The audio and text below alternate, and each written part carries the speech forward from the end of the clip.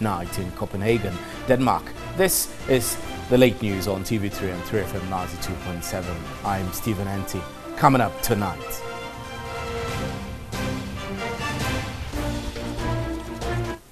Paramountcy signed a petition for the creation of Bono East region. Although all the paramountcies are traditional equal, Nkranza paramountcy is the biggest in terms of population, polling stations, and land size.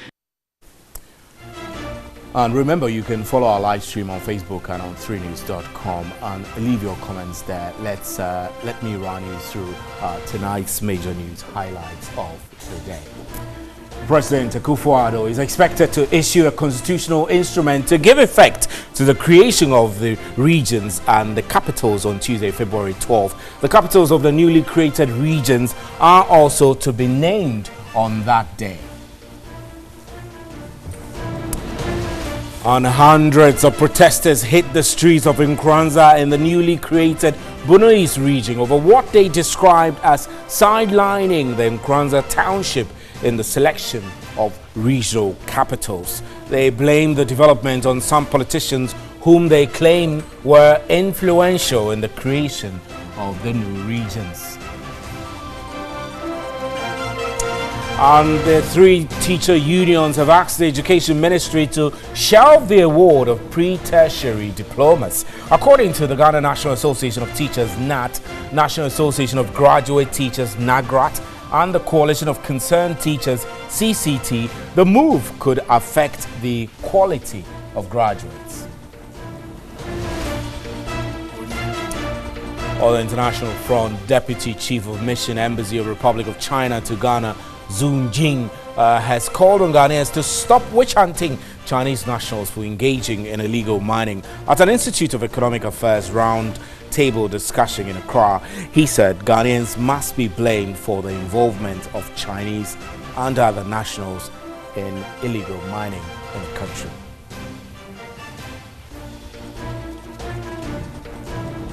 Alright, so those are our major news highlights. Remember, you can follow us on our live stream on Facebook and on 3news.com. You can hear me now on 3FM 92.7. Up next is a big one.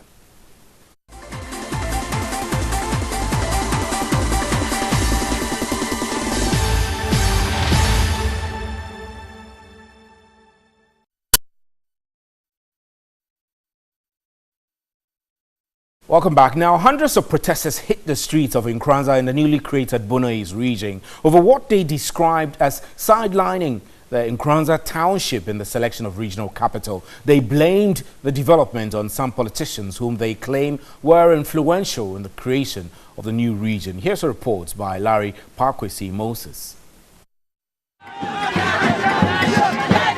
According to the protesters, Nkranza is strategically located with the land, population and resources required for the regional capital.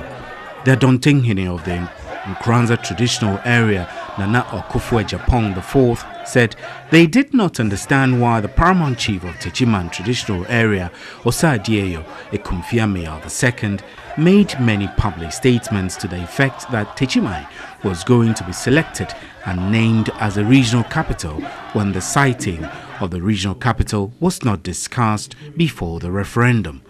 14 paramountcy signed a petition for the creation of Bono East region.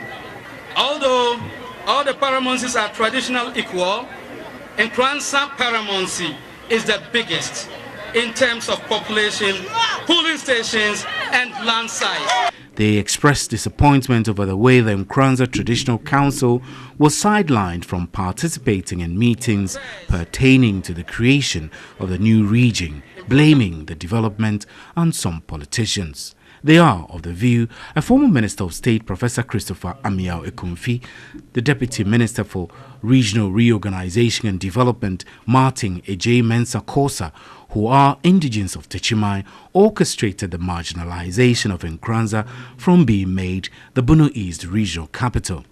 The traditional has already been sidelined from the race by Honorable Minister of Regional Reorganization and Development and his deputy.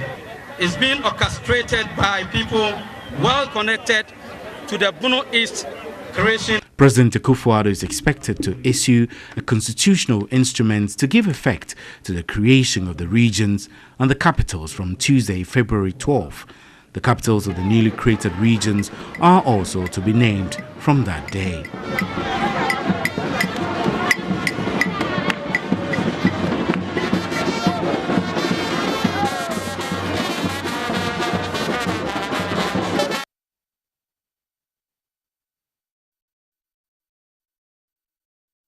All right, so pretty shortly, we'll be getting onto the telephone lines to speak with George Chebafo, who is a local governance expert, to explore some of these concerns that have been raised by the chiefs and residents of Nkranza over the siting of the Bono East regional capital. And remember that you can join us on our Facebook pages and put your comments on our Facebook page, and we'll share with the rest of the world. Before we leave here, George Chebafo is on the line. Good evening, sir, and thank you extremely for your time. Let's look at the prerogative of the president in relation to what the people want. How should this be handled to ensure harmony and peace? Yeah, Komla, thank you very much, and good evening to your cherished viewers. Like we rarely said, the prerogative of the creation of the new regions is vested in the president at this stage, under Article 8 of the Constitution. The president is supposed to issue a constitutional instrument to give effect to the creation of the new region.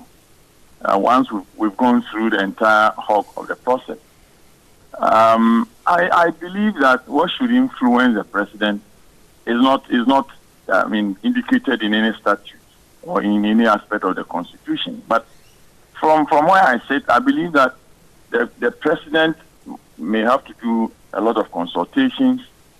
He may also have to rely on perhaps some footnotes prepared by the Constitution. The Commission of Inquiry, based on their findings. Again, I think that the president ought to look at the geographical location of the regional capital. I think it should be located at a point where it will be easily accessible to all parts of the region. You would have to look at the availability of infrastructure to immediately ensure the takeoff of the region in the absence of the infrastructure that is supposed to be provided by central government. The president may also have to look at population and availability of land, for prospective development. Right. So issues that the president ought to look at. I know the issue is coming up strongly because of the protests at Nkranza. So let's use Nkranza and Techimai as clear examples of what you are talking about. If we look at Techimai, for example, Techimai is a full-fledged city. It's also the second largest city in the Bunahafo region, the old Bunahafo region together. Whilst Nkranza is not necessarily up to the status in terms of development and infrastructure of Techimai. But from the indications you're giving, do you get the sense that indeed the residents of Nkranza have a right to wish that the Bono East capital is brought to Nkranza? Well, Kobla, I think that they are Ghanaians, and looking at the enormity of opportunities that is available to any community that is selected as a regional capital. They have their constitutional right to also advocate for Nkranza to be made a regional capital. But I think that it should not be done through demonstrations and street protests and things of the sort. You see, whatever happens, the president ought to make a decision for one community to be made a regional capital. So if we start from this premise, where we accuse government officials and public officials of having influenced one thing or the other to ensure that the capital goes to one community or the other, that is not fair. That's not fair. Because, we should not politicize it. Otherwise, it will mar the idea behind the principle of creating a region to ensure, totality of development for the new, land size within the scope of the new region. That is not fair. on the part of people who would want to use street protests and demonstrations. Right, Mr. Chebafo, you keep referring to me as Komla, but I'm Stephen Enti, and I think Steve, that I may sound Steve, like Komla. But let's look at the worst case scenario. So if the president, by his prerogative, makes a decision to choose either of the two, I mean, Nkranza or Techimai as the district capital, what do you anticipate is likely to happen, the worst case scenario? Well, I think that once the president makes a decision, the decision would have been made. And if one of them or either of them, so to speak, one of them does not get it, they would have to compromise. Because whatever happens, one of the two or one of the three ought to be the regional capital. And if it doesn't fall on Nkranza and it falls on Techiman or vice versa, they will have to be content with it. All that we have to look out for is to ensure that there's a balanced development in the entire region. Otherwise, if we start, acknowledging the process in this manner, it will mar the beauty of it. It will undermine, the principle upon which government intended to create the regions to bring about development to the people. So in your estimation, should government be, I know that you spelt out clearly the indicators that should go, the considerations that should go into making one city or the other the regional capital, but as part of it, do you think that government's focus should be on cities that are already substantially developed to make those ones the new regional capitals whilst working to improve the others? Or you would say that entirely new cities from the scratch should be chosen in this regard? Well, we can use Sekondi Takoradi as a case study. Sekondi Takoradi is a twin city. If we look at Nkranza and Techiman, the proximity is favorable. They are close. So there could be a decision, a compromise decision to maybe cite some of the regional offices in either of the communities that does not get the regional capital as a way of compromise. It is easier to do that. Right. So we have to be content with ourselves, and we should make up our minds that there will be a lot of compromises to make in this instance. Yeah, that's what I think. We have to make some compromise, because whatever happens, one community would have to be selected, and once the prerogative is with the president, we have to trust the judgment of the president. Right. Because the president, I believe, would make a lot of consultations and take a lot of factors into consideration before deciding on which of the two communities should be the regional capital. Right. Mr. Chebafo, we're grateful for your time. Thank you extremely. George Chebafo is a local governance expert. Let's now look at some of the questions that, the key question for tonight. We're asking that President Kufuor is expected to issue a CI, constitutional instrument, to give effect to the creation of the regions and capitals on February 12. What is your preferred capital of the new regions, and why? Share your thoughts. So we've been asking you to share your thoughts. Some of you have been sending your messages. Hackings Glover says that he expects the regional capital of Oti to be in Kwanta, because that's central part of Oti. And Oti region capital should be Jasekang. That's from Awuzanya David. And Jennifer also says that I prefer Techiman to be capital of the Bono East region. And Mayor Mike GH says Northeast region capital should be Nalerigu. Right, so those were views. And Anwar Sadat Haruna says Nalerigu for Northeast region. Reasons are as follows. All right, your reasons didn't pop up, but Osman Mohammed says that Damango. Awuzanya David, Oti region capital Jasika, and we've said that already. And I prefer Techiman to be capital of Bono East. Akugri Daniel Bole for Savannah region. So those were your views and your preferences for the regional capitals. This is still the late news live on from the News Hub at Adisawe Kanda. You can hear me on 3FM 92.7. We'll be right back with more news. Please stay.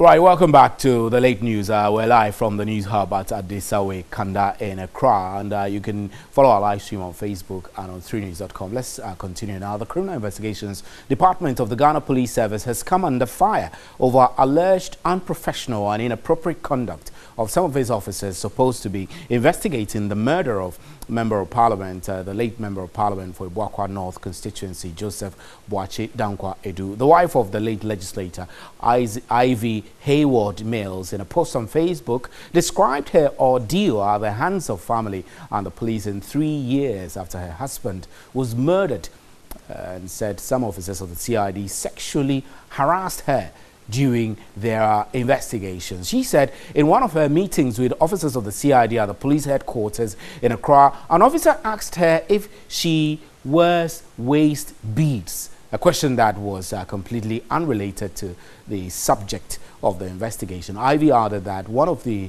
top officers, a married man who sat in that meeting, once called her on the phone and tried to convince her to marry him.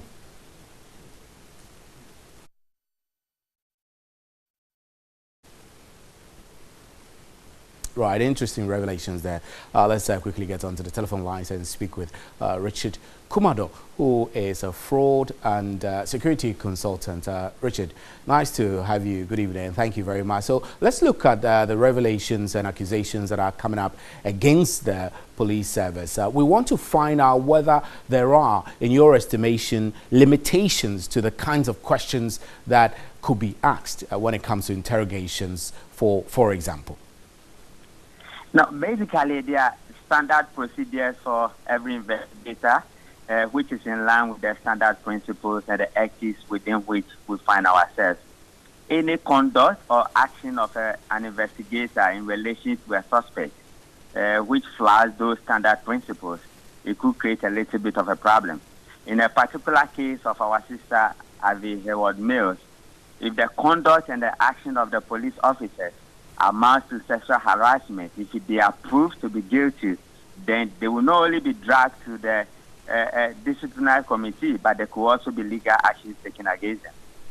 Now, Richard, I'd like us to stay close to the propriety or otherwise of the kinds of questions before we go into all the aspects of found guilty, culpable, and breaches of professional ethics. So the question, for example, of are you wearing beads, I mean, has been giving sexual connotations. But is it also likely that this question could have been asked to situate a particular context in the investigations? For example, if beads were found on his bed, then it presupposes that the investigator could want to find out whether those beads belong to the wife. Is it not appropriate to ask direct questions like that rather than go behind and investigate, perhaps conduct forensic tests on those beads to establish who they belong to?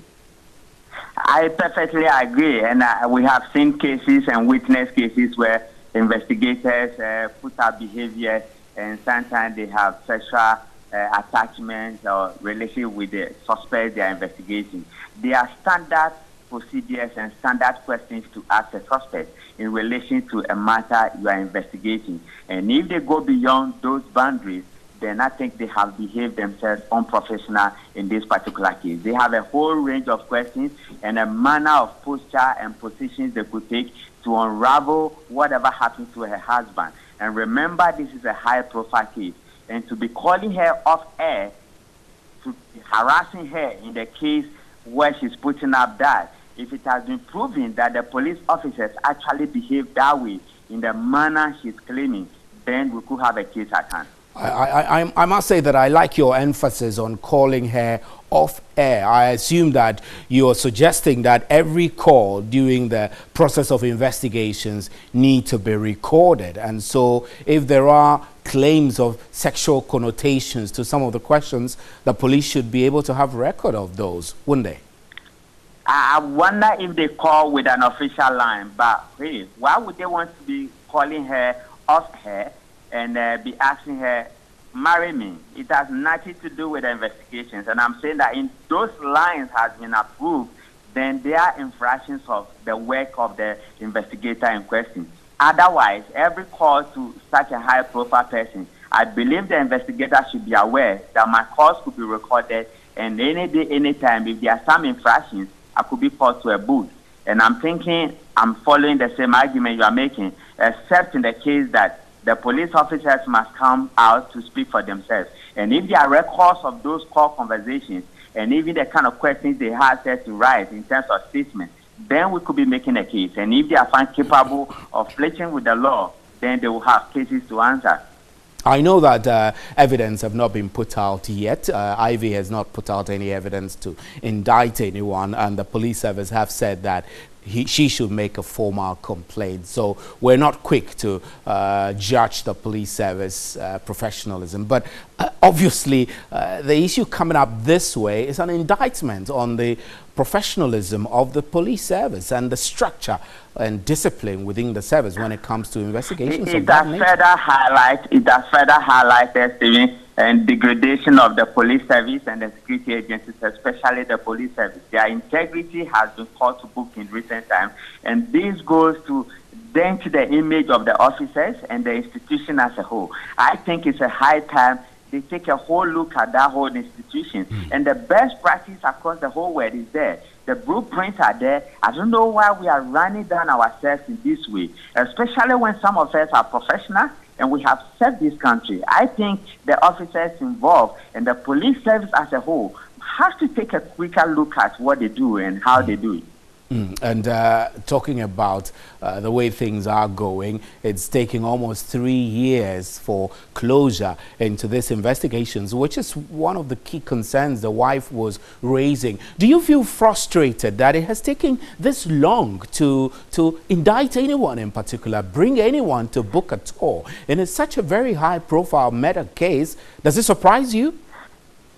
Yeah, it do, especially when I have been part of a team that trained the police officers and the law enforcement agencies across this whole country. And I work, Stephen, you won't believe, I work closely with the crime scene organization, the crime scene unit of the Ghana Police Service. I have been teaching crime scene in this country and across Africa. And I wonder why they wouldn't deploy the right tools and the right personnel to take care of such high-profile cases.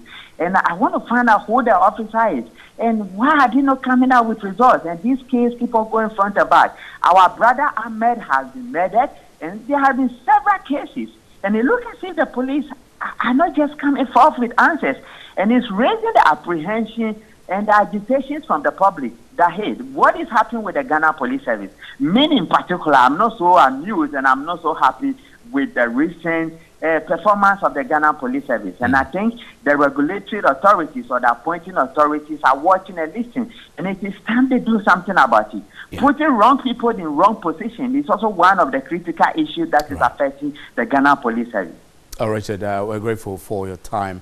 Thank you extremely. Thank you, Richard Kumado is a fraud and security consultant. I'm Stephen Anti. This has been the late news, and you've been hearing me live on 3FM 92.7. That's where we wrap up with the bulletin. On behalf of the crew, good night. There is more news at 3news.com.